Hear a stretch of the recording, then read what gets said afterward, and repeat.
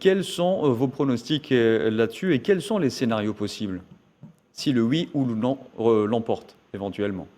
Moi, je pense, puisqu'il y a une mobilisation, c'est le scénario de oui, mais si on va avoir une surprise, évidemment, on va voir le scénario du non. Si le scénario, avec le scénario de non, évidemment, tout le projet devient dans l'impasse. Peut-être le président est obligé à présenter sa démission et on passe à des élections anticipées, présidentielles et législatives. Mais si le oui le remporte, je pense qu'on va voir bientôt les élections parlementaires au 17 décembre 2022. Mais laissez-moi parler un peu de philosophie, de pouvoir et de démocratie, puisque j'ai l'expérience quand même de 28 ans en tant que politologue en Occident. Oui. J'étais en Tunisie plusieurs fois et je donnais mes conférences parce qu'il y a des élites. Je comprends les soucis des élites tunisiennes qui ne sont pas impliquées dans la corruption, qui n'ont pas des liens avec des États étrangers. Ça, je comprends bien. Mais je lui ai dit, écoutez, si vous voulez une démocratie à l'occidentale, à la française, par exemple, il faut avoir une oligarchie industrielle,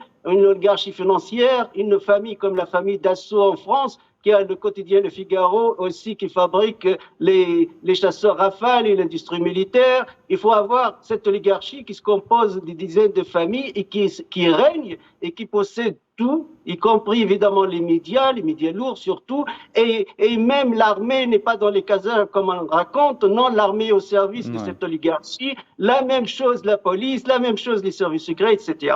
Et cette oligarchie trace le jeu de ce que nous appelons une démocratie libérale, et la démocratie libérale, toujours, elle parle de la circulation des élites au sein des pouvoirs. Ça veut dire aujourd'hui François Hollande, demain Sarkozy, après-demain c'est Macron, mais ce sont les règles de l'oligarchie. C'est pour cela que rien ne change en Occident et ce sont les oligarchies qui tracent ces règles. Et si on a des surprises, évidemment, l'armée intervient et casse le jeu et casse les résultats. On a eu ça avec la guerre civile espagnole avec Franco contre le Front populaire qui a été élu démocratiquement. On l'a eu avec Allende en Chili en 1973.